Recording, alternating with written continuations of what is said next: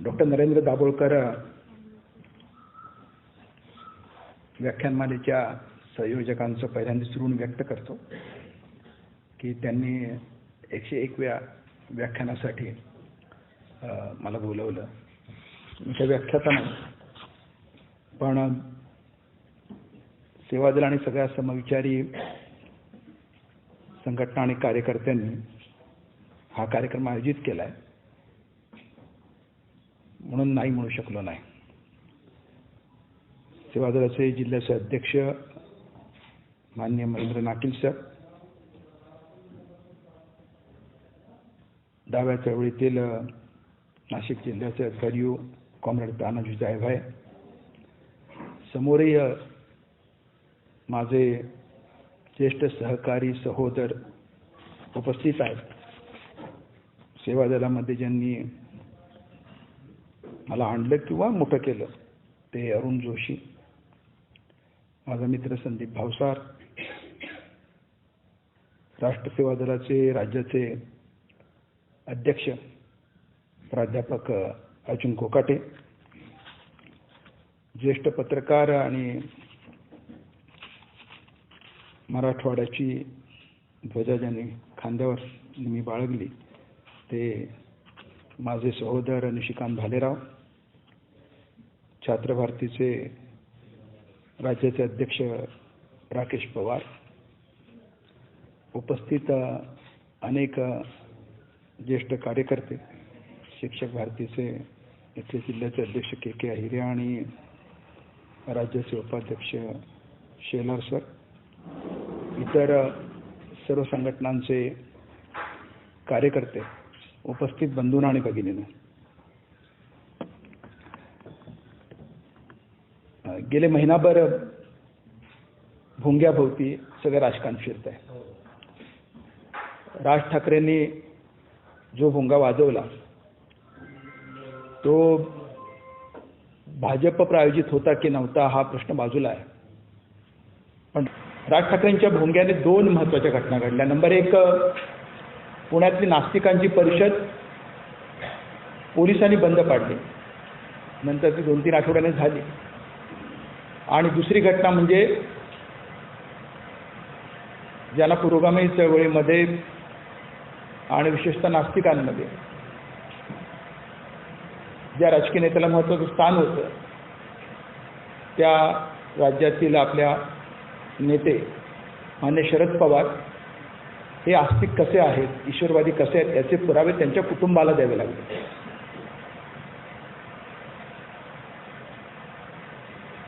भोंग्यातून जे राजकारण होतंय किंवा होणार आहे तो बाजूला ठेवू, पण या दोन घटना महाराष्ट्र कुठे आहेत याचं निदर्शक आहे. नास्तिकांची परिषद राज ठाकरेंच्या भाषणापेक्षा अधिक धोकादायक पोलिसांना वाटते आणि पवार साहेब नास्तिक नाहीत, ते ईश्वराला मानतात, मारुतीपुढे भजन करतात, नारळ फोडतात, याचे फोटो त्यांच्या कुटुंबाला आणि त्यांच्या समर्थकांना ट्विट करावे लागले. यासारखी पिछेहाट करणारी दुसरी घटना असू शकत नाही. आपल्याकडे नास्तिक म्हणजे ईश्वराला मानत नाही असं मानलं जातं. खरं तर भारतीय परंपरेमध्ये नास्तिकचा अर्थ वेगळा आहे. नास्तिकचा अर्थ एक साधारण असा आहे की जो वेदांना मानत नाही तो नास्तिक. धम्मकीर्तीने नास्तिकांची व्याख्या केलेली आहे की गंगेत बुडी मारून सगळं पापक्षालन होतं, यावर ज्यांचा विश्वास नाही, वेदांचं प्रामाण्य ज्यांना मान्य नाही, स्वर्ग आणि नरक असतात यावर ज्यांचा विश्वास नाही, पुनर्जन्म होतो किंवा पूर्वजन्माचं पाप किंवा पुण्य यांचा परिणाम अत्याचार होतो यावर ज्यांचा विश्वास नाही ते नास्तिक. ईश्वरवादी असणं म्हणजे आपण पाश्चात्य कल्पना स्वीकारल्यामुळे नास्तिक म्हणजे निरीश्वरवादी असा एक ढोबळ अर्थ घेतला गेला आहे. म्हणजे परवा कोणीतरी म्हटलं की ती चर्चा जेव्हा सुरू होती तेव्हा एका ज्येष्ठ काँग्रेस प्रवक्त्याने सांगितलं की सावरकर सुद्धा नास्तिक होते. यांना उत्तर म्हणून. सावरकर नास्तिक नव्हते. सावरकर निरीश्वरवादी होते की नाही यावर वाद होऊ शकेल. नाही, त्यांच्या समर्थकांचा दावा आहे सावरकरांचा की ते निरीश्वरवादी होते. त्यांचं साहित्य वाचलं तर ते निरीश्वरवादी होते किंवा नव्हते याबद्दल शंका निर्माण होते. पण ईश्वराच्या भरोश्यावर सगळं काही करायचं यावर त्यांचा विश्वास नव्हता. आणि ज्यांच्या घरात देवालय स्थान नाही असे लालकृष्ण अडवाणी रामरथावर स्वार होतात आणि या देशातल्या हिंदुत्वाचं राजकारण सावरकर सुरू करतात. सावरकरांनी स्पष्टपणे वेदांत प्रामाण्य मानलेलं आहे आणि सावरकरांनी स्पष्टपणे मनुस्मृतीचा गौरव केलेला आहे. या दोन गोष्टी म्हणजे वेद आणि मनुस्मृतीवर ज्याचा विश्वास आहे तो नास्तिक असू शकत नाही. तो आस्तिक झाला. पण आपल्याकडे घोळ असा घातला गेला की देवाला मान्य न मान्य, कारण राज ठाकरेंनी त्या भाषेत परिभाषेत म्हटलं. म्हणजे अगदी राज ठाकरेंचे जे आजोबा आहेत प्रबोधनकार ठाकरे ते कोण होते? ते सत्यशुद्ध विचारांचे होते. ब्राह्मणेतर वादामध्ये ब्राह्मणेतरांची बाजू घेणारे होते. देवांच्या धर्मावरती हल्ला चढवणारे होते. भटभिक्षुकीवरती हल्ला चढवणारे होते. पण ते निरीश्वरवादी होते का? तर ते निरीश्वरवादी बिलकुल नव्हते. ईश्वर प्रमाण होते. ईश्वरावर नितांत श्रद्धा होती. पण दुसऱ्या बाजूला नास्तिकांचा कैवार घेणारे होते. पण हा फरक इतरांना लक्षात येत नाही. म्हणजे खुद्द दाभोळकरांनी ज्यावेळेला ते अंधश्रद्धेचं बिल सभागृहापुढे आलं आणि त्यांच्यावर जेव्हा हल्ला होत होता तेव्हा त्यांनी सांगितलं की ईश्वराशी आमचं काही देणं घेणं नाही. आम्ही ईश्वराला विरोध करत नाही. तुम्ही ईश्वरनिष्ठ असूनही कर्मकांडाला विरोध करू शकता, अंधश्रद्धेला विरोध करू शकता. हे दाभोळकरांना पुन्हा पुन्हा सांगावं लागलं. दाभोळकरांवरती आणि नंतर पानसरेंवरती. दाभोळकर व्यक्तिगत जीवनात किंवा कॉम्रेड पानसरे व्यक्तिगत जीवनात निरीश्वरवादी असू शकतात. पण दोघेही पक्के नास्तिक होते हे मात्र खरं आहे. आणि दोघांवरती झालेला हल्ला गौरी लंकेश किंवा कलबुर्गी त्यांच्यावरचा हल्ला हे काही ते निरीश्वरवादी होते म्हणून नाही, तर ते नास्तिक होते म्हणून त्यांच्यावर हल्ला झालेला होता. ज्यांनी हल्ला केला त्यांचा ईश्वराचा देण्या घेण्याशी त्यांचा काही संबंध नाही. त्यांचा पंगा नास्तिक होण्याशी आहे. आणि या देशामध्ये आपल्याला असं वाटतं की ज्यांनी हल्ला केला ते ईश्वरवादी आहेत आणि ईश्वरवाद विरोधकांना काटा त्यांना काढायचं असं झालेलं नाही. महाभारतामध्ये युधिष्ठिराच्या दरबारात त्यांना एका ब्राह्मण चार्वाकाने लोकायतचा उपदेश केला. तेव्हा पुरोहित भडकले. द्रौपदी मध्ये पडली आणि द्रौपदीने नास्तिकवादाचा, चार्वाकवादाचा, ईयवादाचा, लोकयातवादाचा पुरस्कार केला आणि त्यांची बाजू मांडली. कारण द्रौपदीचे वडील द्रुपद हे पक्के नास्तिक मताचे होते आणि त्यांनी आपल्या द्रौपदीला नास्तिक शिक्षण मिळावं यासाठी एका चार्वाकवादी ब्राह्मणाची नेमणूक केली होती. त्यामुळे द्रौपदी पक्की नास्तिक होती. पण युधिष्ठिराने द्रौपदीला गप्प केलं आणि पुढे व्हायचं तेच झालं. जो ब्राह्मण चार्वाक युधिष्ठिरापुढे प्रश्न निर्माण करत होता त्याच्या दरबारामध्ये मॉब लिंचिंग झालं. सगळ्या पुरोहित वर्गाने चिडून त्या चार्वाक ब्राह्मणाची हत्या केली. हेच अयोध्येत घडलं. म्हणजे प्रभू रामचंद्र परत आलेले आहेत नाशका, त्यामुळे मी प्रभू रामचंद्र पूर्ण उल्लेख करतो. ते परत आलेले आहेत आणि त्यांना सुद्धा एक ब्राह्मण चार्वाक प्रश्न विचारतो आणि सांगतो की हे सगळे जे पूर्वी जमलेले आहेत रामा, हे तुझ्याकडनं दक्षिणा उपटायला जमलेले आहेत. यांना बाकी काही लोककल्याणाशी आणि तुझ्या राजगादीशी देणं घेणं नाही आहे. तेव्हा तू राज्याची संपत्ती यांच्यावर उधळू नकोस, असं तो चार्वाक सांगतो. तो म्हणजे चार्वाकवादी जो ब्राह्मण आहे तो सांगतो. तेव्हा तिथे जे दक्षिणेसाठी जमलेले ब्राह्मण असतात, पुरोहित असतात, ते चिडतात आणि म्हणतात रामा हा ब्राह्मण नाही तर ब्राह्मणाचा वेश घातलेला राक्षस आहे. आणि ते रामाच्या समोर सगळे एकत्र येतात आणि चिडतात आणि त्या चार्वाकाला असं म्हणतात की थांब चार्वाका, आमच्या नुसत्या हुंकाराने तुझा वध करतो. आणि रामाच्या दरबारात पहिलं मॉब लिंचिंग या देशातलं तिकडेच झालं, रामाच्या समोर झालं. आणि चार्वाकाला ठेचून मारण्यात आलं, रामाच्या समोर मारण्यात आलं. आणि शब्दप्रयोग केला होता, आमच्या नुसत्या हुंकाराने तुझा वध करतो. रामाच्या दरबारात उमटलेला तो पहिला हुंकार आजही सुरू आहे. आणि मॉब लिंचिंग उत्तर भारतापासून दक्षिणेपर्यंत प्रत्येक ठिकाणी होतं. त्या प्रत्येक मॉब लिंचिंग मागची मानसिकता ती रामायणातल्या त्या सगळ्या पुरोहितांनी किंवा ब्राह्मणांनी जी उच्चारली होती तीच आजही कायम आहे. ती दाभोळकरांच्या आणि पानसरेंच्या हत्येत दिसते. फक्त दाभोळकर आणि पानसरेंच्या हत्येमध्ये त्यांनी एक काळजी घेतली की आपला माणूस नाही पाठवला. त्यांनी ब्रेन वॉश केलेला बहुजन वर्गातला माणूस पाठवला. कारण ही चूक त्यांच्या कधी लक्षात आली. पहिला हल्ला झाला तो महात्मा फुलेंवरती. महात्मा फुलेंवरती जे मारेकरी घातले गेले तेव्हा ते बहुजन वर्गातले होते, भटक्या समाजातले होते. ती सगळी गोष्ट तुम्हाला माहिती आहे. हल्ला करण्याच्या अगोदरच महात्मा फुलेंचं ते रूप पाहिल्यानंतर दोघेही त्यांच्या पाया पडले आणि त्यांना शरण गेले. आणि मग त्यांच्या लक्षात आलं की आपण चूक केली, ही चूक करायला नाही पाहिजे. दुसरा हल्ला झाला तो नामदार गोखलेंवरती झाला, गोपाळकृष्ण गोखलेंवरती झाला. गोपाळकृष्ण गोखले जन्माने ब्राह्मण होते. जसं मी म्हणालो मगाशी की रामाच्या दरबारात एका चार्वाकवादी ब्राह्मणाचं मॉब लिंचिंग पहिलं झालं.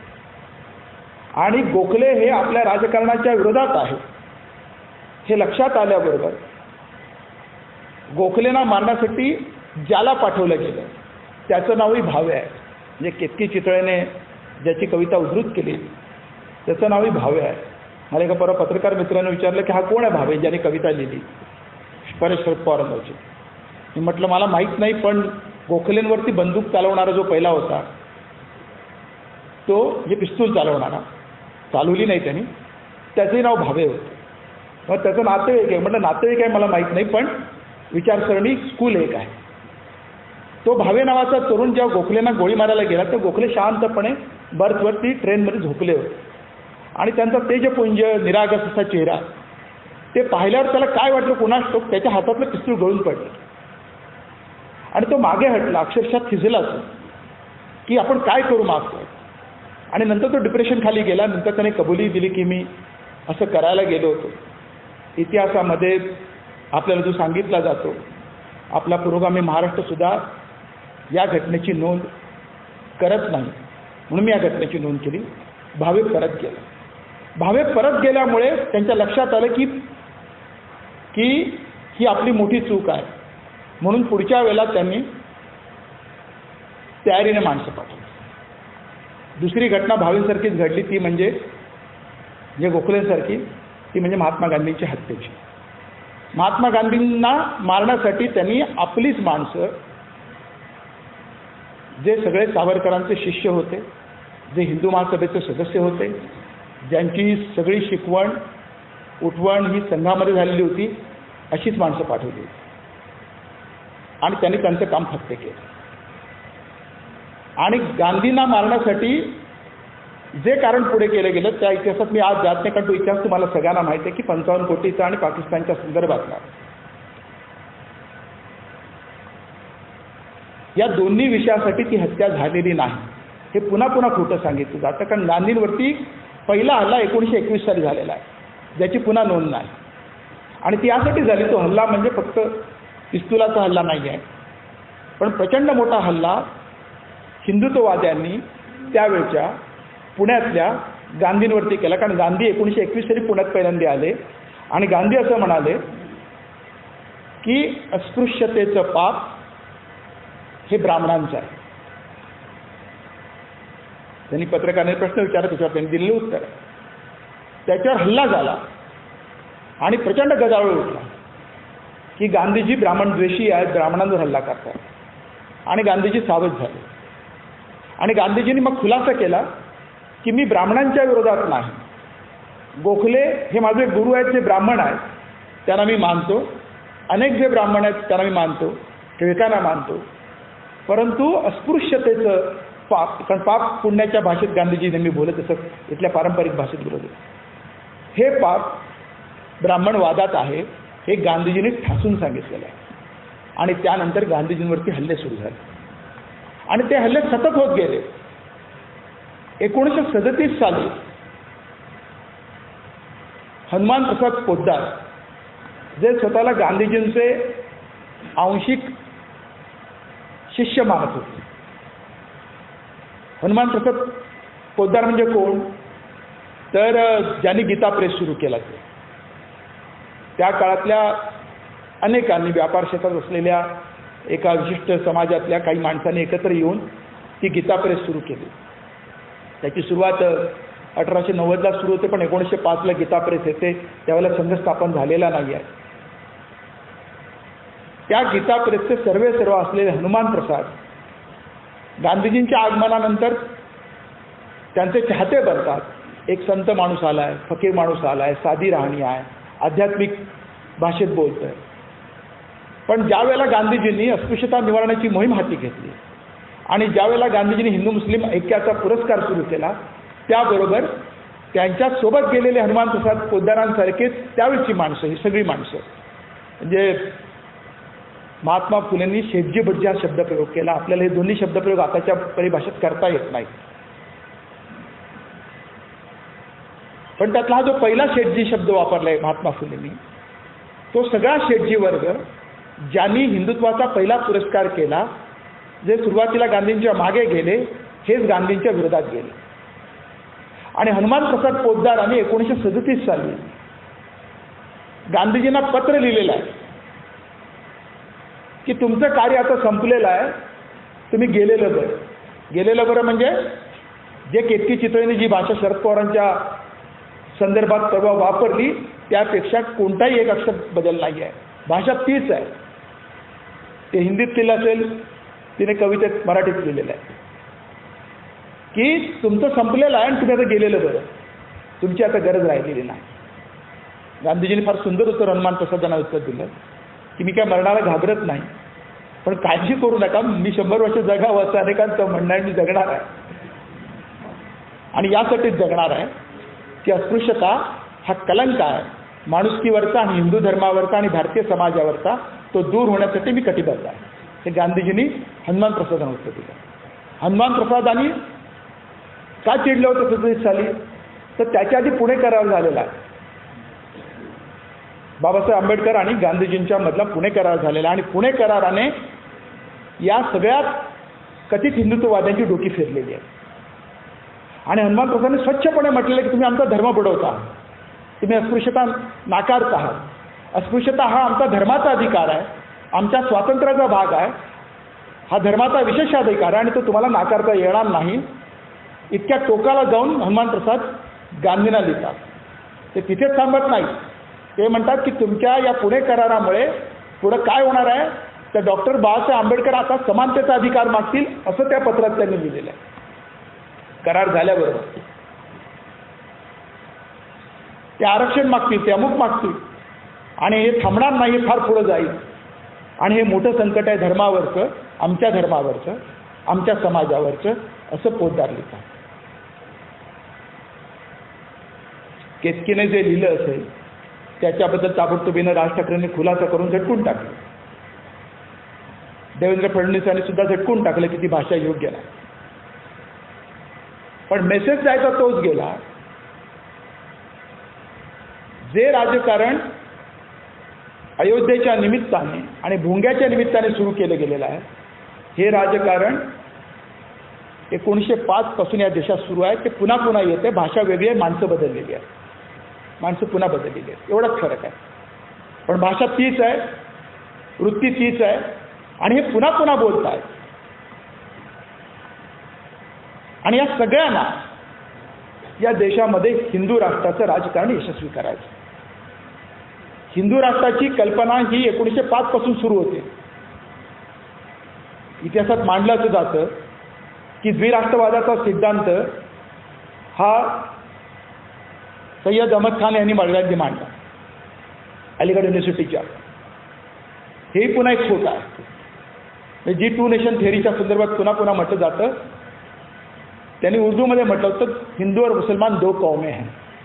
कौमचा अर्थ नेशन असा सगळ्यांनी घेतला. म्हणजे रामचंद्र गुहांनी सुद्धा टू नेशन असा शब्द इंग्रजीत वापरला आहे आणि त्याचं जे मराठी भाषांतर आता आलेलं आहे त्याच्यात सुद्धा त्यांनी 2 राष्ट्राचा शब्द उल्लेख केला, द्विराष्ट्राचा उल्लेख केला. कौमचा अर्थ समाज आहे, समूह आहे, राष्ट्र असा होत आहे. आणि सर सय्यद यांनी स्पष्टपणे असं म्हटलेलं आहे कि हिंदू और मुसलमान भारत माँ की 2 आंखें हैं. जर 2 डोळे आहेत या भारताचे असं जर सर सय्यद अहमद म्हणतात तेव्हा त्यांना कौम याचा अर्थ राष्ट्र असा असू शकत नाही. पण जाणीवपूर्वक सर सय्यद यांनी याची सुरुवात केलं, सांगितलं गेलं.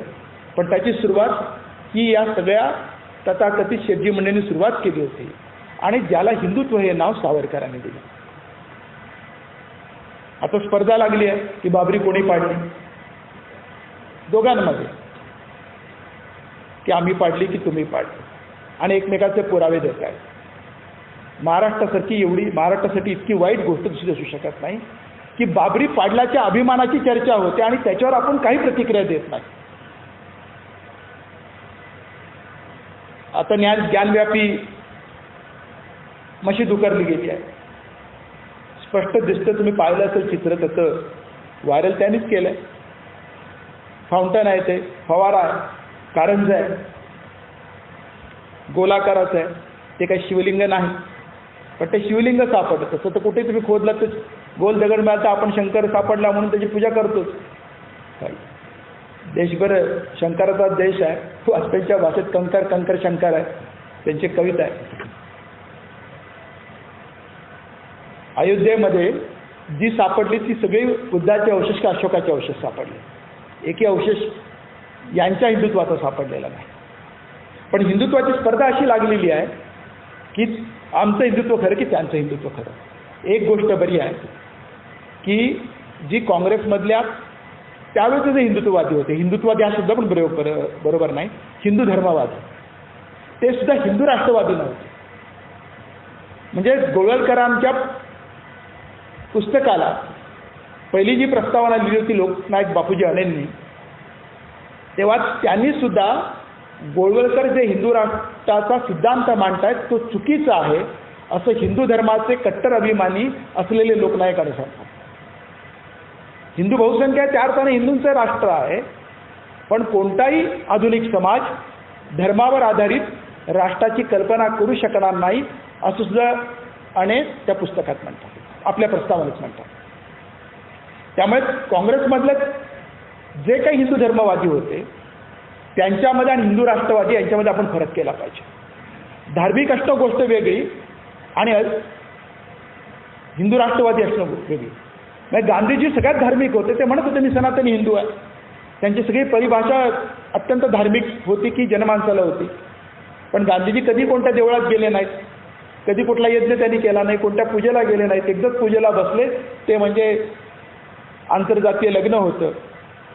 ब्राह्मण आणि तत्कालीन पूर्वास्पृश्य जमात जातीतील एका मुलीचं त्यांनी दत्तक घेतलेल्या यांचं लग्न होतं, म्हणून तेवढ्या फक्त पूजेला ते बसले होते. एकही चित्र तुम्हाला सापडत नाही. म्हणजे ज्यावेळेला ते आपलं ओडिशातलं सगळ्यात मोठं ठिकाण जगन्नाथपुरीला, तर जगन्नाथाच्या दर्शनाला बानी आग्रह धरला, तर गांधीजी असं म्हणाले की तिथे अस्पृश्यांना प्रवेश नाही, त्यामुळे मी त्या देवळात जाणार नाही. तू जायचं तर जा, बा गेली, पण गांधीजी बाहेर उभे राहून बसून उभे राहिले, कधी गेले नाही. आता गांधीजी काय होते? गांधीजी आस्तिक होते. गांधीजी स्वतःच धार्मिक असं स्वतःला म्हणत होते. त्यांच्या प्रार्थनेमध्ये सर्वधर्मीय प्रार्थना होत होती. राम रहीम एक असल्याची प्रार्थना होते, ईश्वराचं भजन करत होते. पण गांधीजी स्पष्टपणे म्हणतात की अस्पृश्यतेचं समर्थन करणाऱ्या कोणत्याही धर्मग्रंथाला मी मानत नाही. याचा अर्थ गांधीजी वेदप्रमाणे मानत नव्हते, गांधीजी मनुस्मृती मानत नव्हते, आणि त्या अर्थाने गांधीजी नास्तिक होते. म्हणून जे जे नास्तिक आहेत त्यांना मारलं पाहिजे ही राहिलेलं, म्हणून गांधीजींना सुद्धा मारले गेले. फक्त पुढे गांधीजींना मारल्यानंतर जो मोठा फटका बसला की 60 वर्ष 70 वर्ष त्या विचारधारेला जवळपास हद्दपार व्हावे लागले, सत्तेच्या परिघातून आणि समाज मान्यतेतून सुद्धा. पण त्या माणसांनी हळूहळू पुन्हा एकदा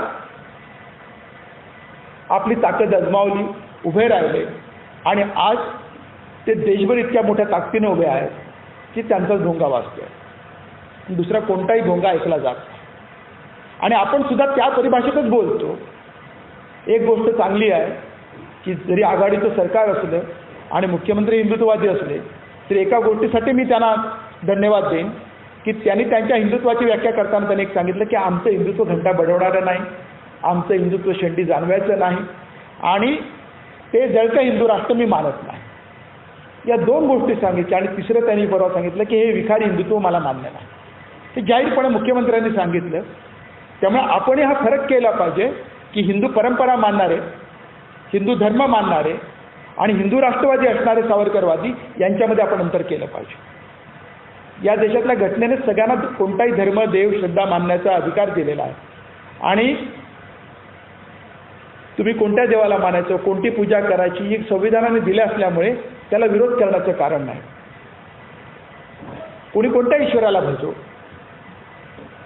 परंतु त्याच वेळेला हिंदू राष्ट्राचा जर कोणी पुरस्कार करत असेल तर त्याचा अर्थ असा होतो की सावरकर म्हणतात तसं किंवा गोळवलकर म्हणतात तसं की जो ही पुण्यभू मानतो आणि जो ही पितृभू मानतो, मातृभू नाही, सावरकरांनी मातृभूमी हा शब्द वापरलेला नाही त्यांच्या हिंदू व्याख्येत. त्यांनी पितृभू मानले, म्हणजे बापाची, माझ्या बापाची ही जमीन माझ्या आईची नाही, कारण त्यांच्या हिंदू राष्ट्रामध्ये आईला स्थान नाही, मातेला स्थान नाही. ते इथली जी पुरुषसत्ताक वर्णव्यवस्था आहे त्याचं ते उघड समर्थन करतात. त्यामुळे ती पुण्यभू आणि पितृभू माझ्याना मानतो तो हिंदू, ही त्यांची स्वच्छ व्याख्या आहे. आणि ही व्याख्या तिथेच थांबत नाही, ही व्याख्या पुढे अशी जाते आणि ती सांगते की त्या व्याख्यात कोण बसत नाही, त्या व्याख्यात छत्रपती पण बसत नाही. त्यांनी 6 सोनेरी पानांमध्ये त्यांच्या प्रसिद्ध पुस्तकामध्ये छत्रपती शिवरायांना पान दिलेलं नाही, आणि त्यांनी स्पष्ट म्हटलं मी पान का देत नाहीत. तर अत्यंत घाणेरडा शब्द जो आपण उच्चारू शकत नाही छत्रपतींबद्दल, कारण ते आपलं आराध्य आहे, तो शब्द त्यांनी वापरलेला आहे. आणि तो फक्त छत्रपतींबद्दल नाही, तो त्यांनी चिमाजी अप्पांबद्दलही बांधला. चिमाजी अप्पा जातीने ब्राह्मण, पण चिमाजी अप्पांनी सुद्धा एक पोर्तुगीज स्त्री जेव्हा सापडली युद्धामध्ये तेव्हा तिला सन्मानाने परत केलं. सावरकर असं म्हणतात की त्याने छत्रपतींनी, शिवाजीने म्हटलंय, त्याने छत्रपतींनी नाही म्हटलं, आपण म्हणतो. कल्याणच्या सुभेदाराला परत करायला नको होतं तर काय केलं पाहिजे होतं, तर बलात्कार केला पाहिजे होता. बलात्कार कसा करावा याचंही वर्णन त्यांनी केलेलं आहे. आणि यासाठी ते शिवरायांना आणि चिमाजी अप्पा दोघांनाही एक 3 अक्षरी शब्द वापरतात. मी तो यासाठी उच्चारत नाही कारण सार्वजनिकरित्या बोलतो आहोत आपण म्हणून, पण त्यांच्या पुस्तकात तुम्ही जाऊन वाचू शकता. सावरकरांचं हिंदुत्व हे हिंदुत्व आहे. आपल्याला हे स्पष्टपणे सांगावं लागेल की आम्ही सावरकरांचं हिंदुत्व नाकारतो, कारण या देशातल्या सगळ्यांना ते नाकारतं. आमच्या जर महाराष्ट्रातले आपण असतो तर शिवरायांनाच तर त्याचं स्थान नसेल तर आपण ते स्वीकारायचं कसं. आपल्याकडे एक फार पुरोगाम्यांमध्ये पण आहे नाही, ते स्वातंत्र्यवीर होते ना, अंदमानात जाईपर्यंत स्वातंत्र्यवीर होते, काही नाकारायचं कारण नाही. त्यांची भूमिका अंदमानात जाईपर्यंत सेनापती बापटाने असं म्हटलेलं आहे की तोपर्यंत सावरकर हे सेक्युलर होते अंदमानातून बाहेर आलेले सावरकर 13ला 17ला आणि 17ला रत्नागिरीत आलेले सावरकर हे हिंदू राष्ट्रवादी होते. 1905ला गीता प्रेस निघतो. 1910-13ला हिंदू राष्ट्राची चर्चा हनुमान प्रसाद आणि सगळी मंडळी सुरू करतात. त्यानंतर सावरकरांची सुटका होते. 21ला सावरकर रत्नागिरीत येतात आणि सावरकर हिंदू राष्ट्राची चर्चा सुरू करतात. त्यांनी त्यांचं जे पहिले हिंदुत्वाचं पुस्तक लिहिलं, लोकमतात छपून नाही, ते व्यवस्थित केलं. कारण सावरकर एका ब्रिटिशांबरोबर झालेल्या करारानुसार सुटलेले आहेत. ती नुसती माफी नाही. लोक माफीचा वेगळा अर्थ होता की ती माफी यासाठी माहिती की पुन्हा लढायला बाहेर येता यावं, यासाठी नाही. कारण नंतर सावरकर लढलेले नाहीत. माफी तर मागितलीच 5 वेळा, पण त्यांचं पत्र जर तुम्ही वाचलं तर तो करार आहे. त्या करारात ते असं म्हणतात ब्रिटिश मातेला उद्देशून की मला या ब्रिटिश मातेची मला सेवा करता येईल. आणि काय सेवा करता येईल तर मी गांधी, काँग्रेस आणि मुसलमान यांना विरोध करेन, असं वचन त्यांनी शेवटच्या पत्रात ब्रिटिश सरकारला दिले. ते सावरकर ते पत्र दिल्यानंतर, तो करार केल्यानंतर त्यांना 21 नंतर त्यांच्या रत्नागिरीतल्या विजनवासातूनही सुटका होते आणि मोकळं केलं जातं. त्यांचं हे हिंदुत्व आहे. हे हिंदुत्व हा काही काँग्रेसमधले जे राजेंद्र प्रसादांपासून अगदी गोविंद वल्लभ पंतांपर्यंत किंवा पंडित मदन मोहन मालवीयांपर्यंत ही सगळी माणसं हिंदू धर्मवादी होती. प्रचंड धार्मिक होती, आस्तिक होती, ईश्वरवादी होती आणि हिंदू धर्मावर नितांत श्रद्धा असलेली होती. मुस्लिमांच्या प्रश्नावर, अस्पृश्यतेच्या प्रश्नावर त्यांच्या भूमिका भिन्न होत्या. अगदी राजेंद्र प्रसाद आणि गोविंद वल्लभ पंत आणि मदन मोहन मालवीय सुद्धा व्यक्तिगत जीवनामध्ये अस्पृश्यता पाळत होते. म्हणजे अस्पृश्यांशी चर्चा करायची, पण घरी जाऊन पण आंघोळ करायची. गांधीजींची हुशारी अशी की त्यांनी पुणे करारावरती सगळ्या हिंदू धर्मवादी काँग्रेसमधल्या नेत्यांना सह्या करायला लावल्या की आम्ही यापुढे पाळणार नाही म्हणून.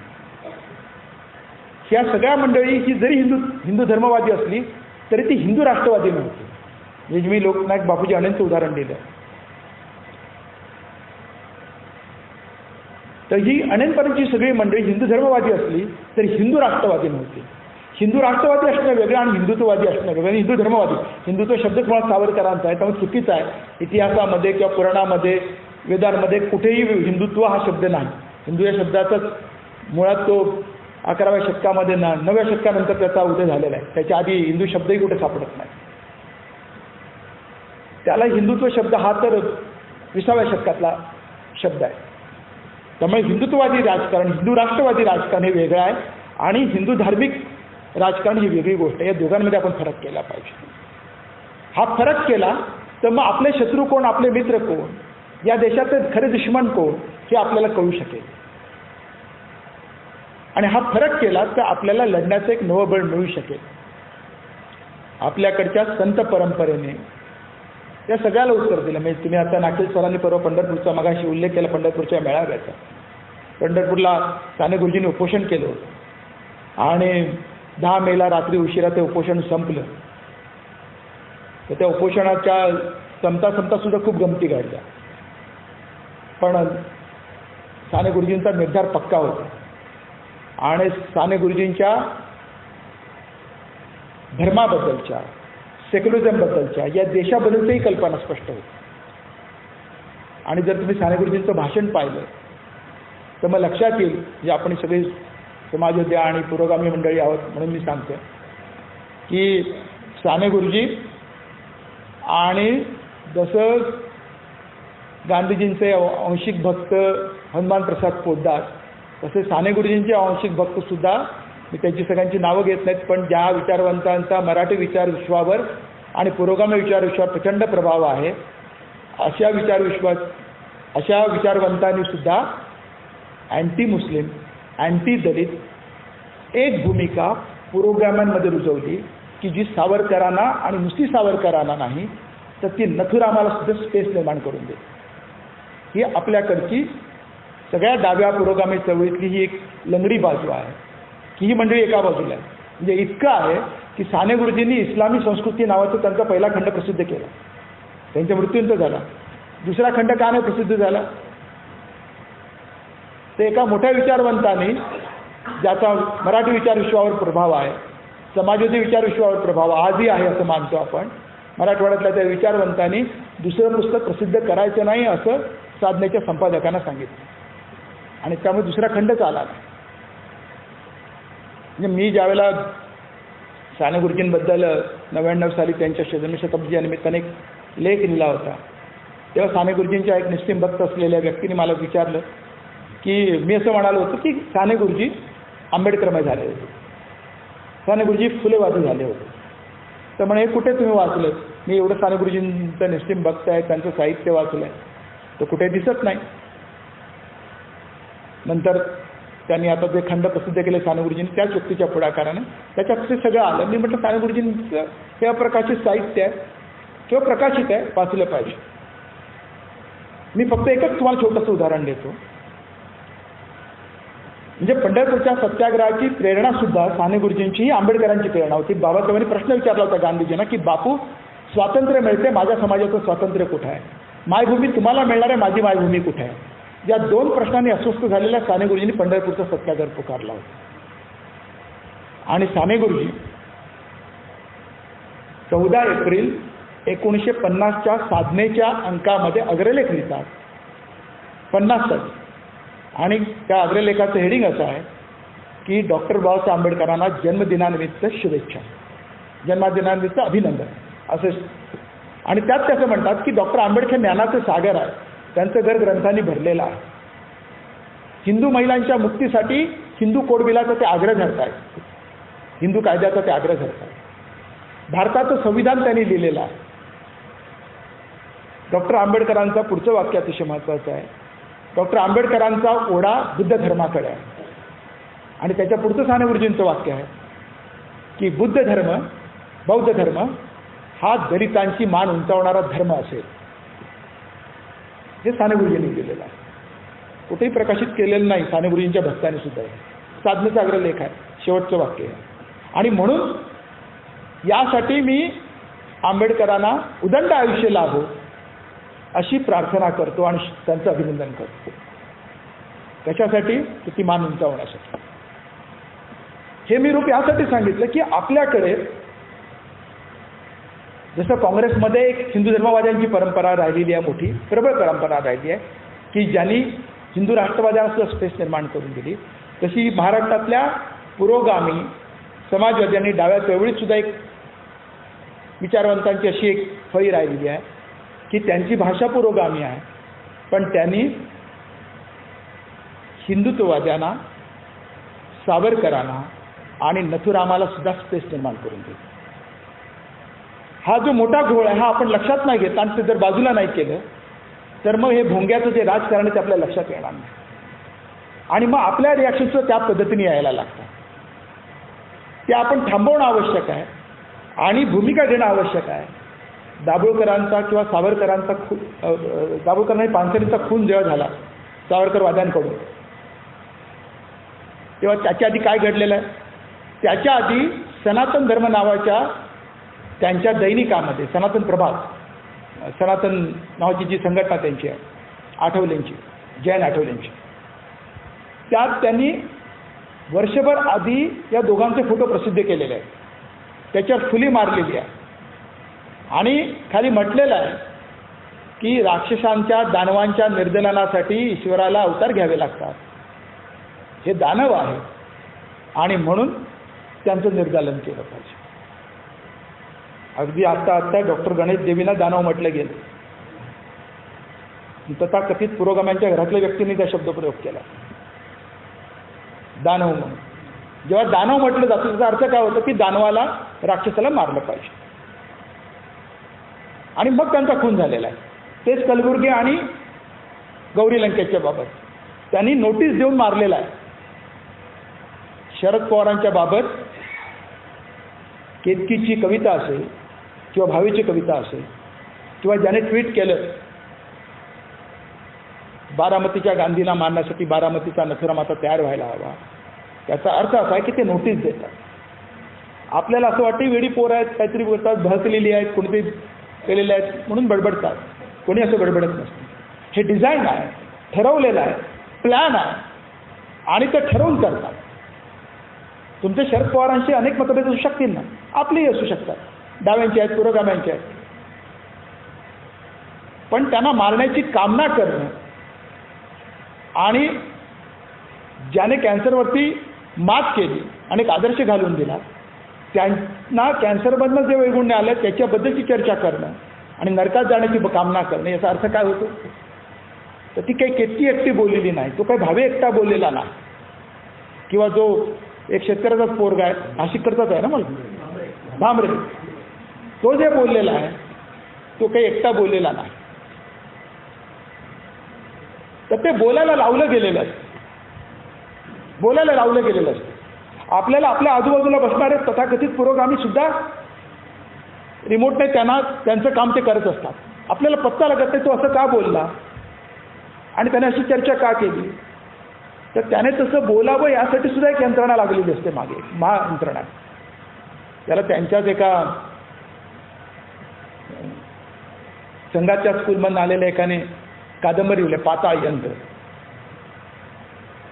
तर ती पाताळ यंत्र ही जो शब्द आहे ना, हे पाताळ यंत्र त्यांचं इतकं मोठं आहे की त्याचा तुम्हाला पत्ता लागेल, कारण ते पाताळ यंत्र आहे, ते जमिनीवर नसतंच.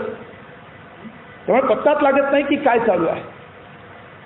एकाच वेळेला अनेक पद्धतीनं भोंगे वाजत असतात. राज ठाकरे एक बोलतात, केतकी दुसरं बोलते, भावे तिसरं बोलते, अजून काही बोलतात, किंवा तो साधू कोणतरी बोलतो, ती प्रज्ञा ठाकूर बोलते. हे एकाच वेळेला सगळे बोलतात. तो कर्नल पुरोहित बोलतो.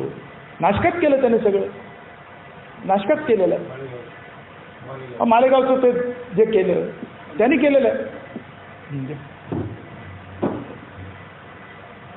थँक्यू.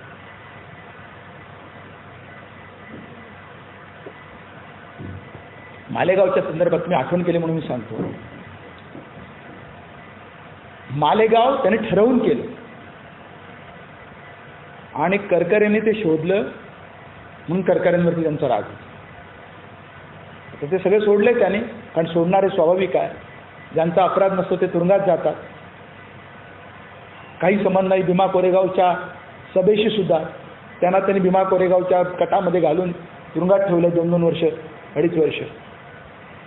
आणि ज्यांनी काही घोषणा दिलेल्या नाहीत त्यांना तुरुंगात ठेवलं आहे. उमर खलीद अजूनही तुरुंगात आहे, काही संबंध नाही. अत्यंत प्रोग्रेसिव्ह पोरगा आहे, गांधीवादी विचारांचा, मौलाना आझादांचं भूमिका मांडणार आहे. आपल्याला वाटणारी उमर खलीद काहीतरी अतिरेकी असेल, त्याने ती घोषणा दिली असेल.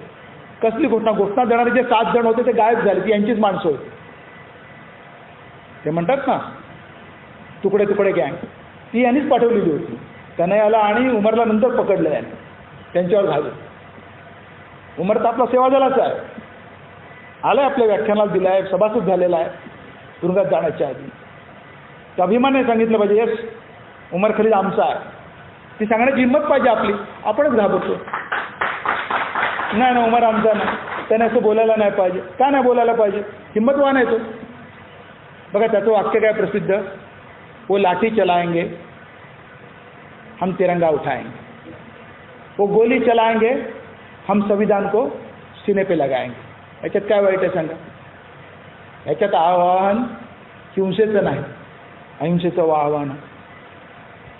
गांधींचा पुरस्कार आहे, संविधानाचा पुरस्कार आहे, तिरंगाचा पुरस्कार. म्हणजे तथाकथित देशभक्तांच्या भाषेत बोलतो तिरंग्याचा पुरस्कार आहे. ते तथाकथित देशभक्त तिरंग्यालाही मानत नव्हते कालपर्यंत. पण या सगळ्यांना एका बाजूला देशद्रोही ठरवायचं. आणि आता सगळी देशभक्तीची चर्चा ही हिंदू राष्ट्राच्या भोवती आपण न कळतपणे हिंदू राष्ट्राला मान्यता देत चाललेलो आहोत. सगळ्यात धोक्याचा भोंगा असेल तर तो हा भोंगा आहे की आपण सगळेजण भारतीय संविधान विसरलेलो आहोत, या देशाची ओळख विसरलेलो आहोत.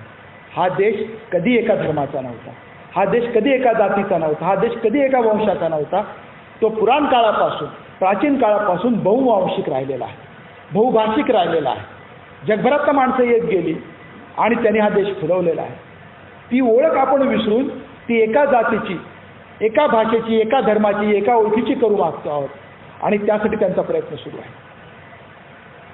या देशाचा 12,000 वर्षांचा इतिहास नव्याने लिहायला त्यांनी सुरुवात केलेली आहे. पुढच्या 2 वर्षामध्ये ते या स्तराला जातील की देशाचा राष्ट्रपिताही बदललेला असेल आणि देशाचा इतिहासही बदललेला असेल.